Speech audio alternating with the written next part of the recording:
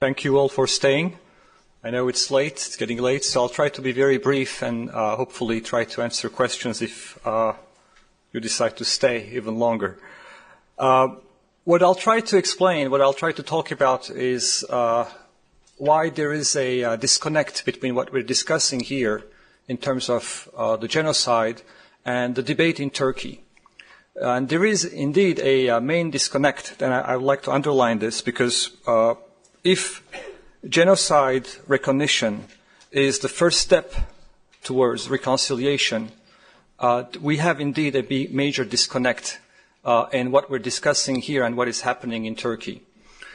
We can basically find some optimism. We can believe that there is movement in the right direction because 10% of Turkey is talking about what happened to Armenians. There is a growing recognition among some civil society groups that what happened was tragic. Even the term genocide is no longer exactly a taboo. But make no mistake, in the mainstream of Turkey, you don't have really a sense of collective guilt. And what you need to have, in my opinion, and I'll try to be deliberately provocative here in comparing with the Holocaust, without a sense of collective guilt, there will never be a sense of genuine recognition and a genuine apology for what came to be called genocide. I would even argue that instead of collective guilt in Turkey, what we have is a collective sense of victimhood. In Turkey, in fact, the debate is not about what happened to Armenians, but often when Armenians are being talked, immediately the sense of victimhood in Turkey kicks in, and it can be summarized in the form of who remembers the Turks, who remembers the Armenians who were killed, who remembers what happened in the Balkans, in the Caucasus. Aren't we talking about all the atrocities, all the deportations, all the ethnic cleansing that happened against Muslim communities, and we're focusing on Armenians. That's the sense of collective victimhood that you have in Turkey, and without finding a solution to this sense of collective victimhood, I think we will not get really ahead in our attempt to push Turkey towards genocide recognition. We may find English-speaking Turks, progressive Turks, liberal Turks, democratic Turks, who will apologize for what happened, who will feel a sense of guilt. But if what we're looking after is an apology from the government, a sense of recognition from the government, a sense of guilt from mainstream Turkish society, we're definitely not there yet. And we're not there yet because the main narrative in Turkey is primarily about a sense of victimhood and a sense of resentment towards the West.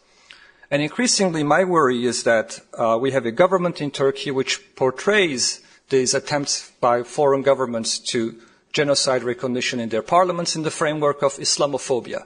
They don't like us because we're Muslim, in the framework of Turkophobia, in the framework of Orientalism. Muslims have committed atrocities against Christians.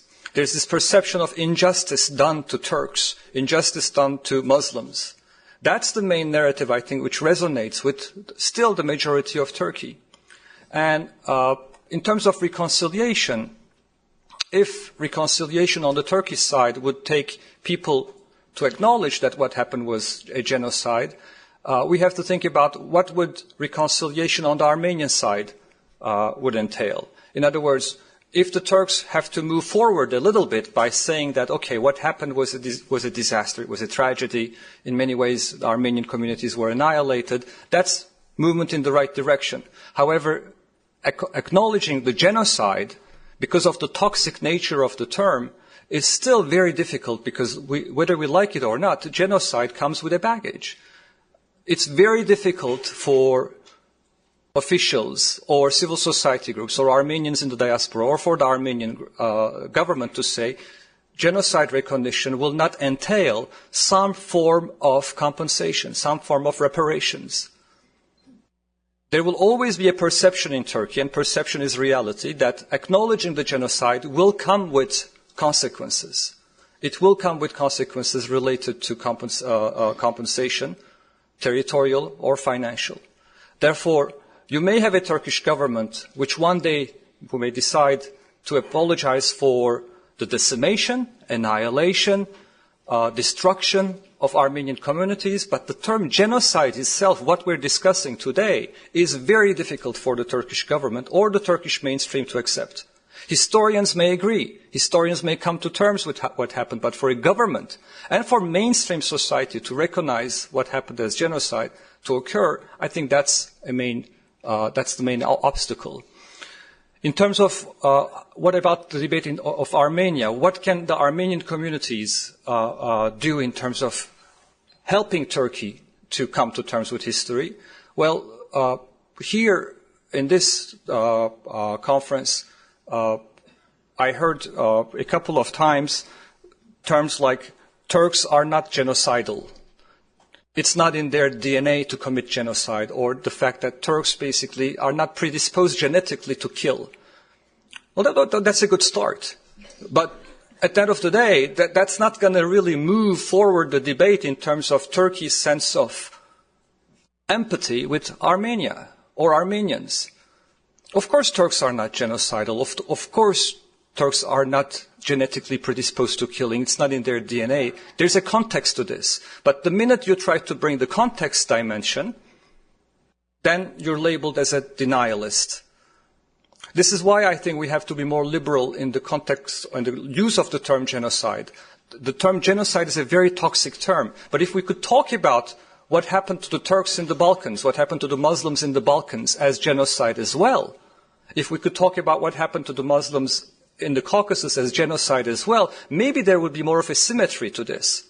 But we're not there yet because what happened, because the term genocide, technically defined, as we heard this morning, is when one state is engaged.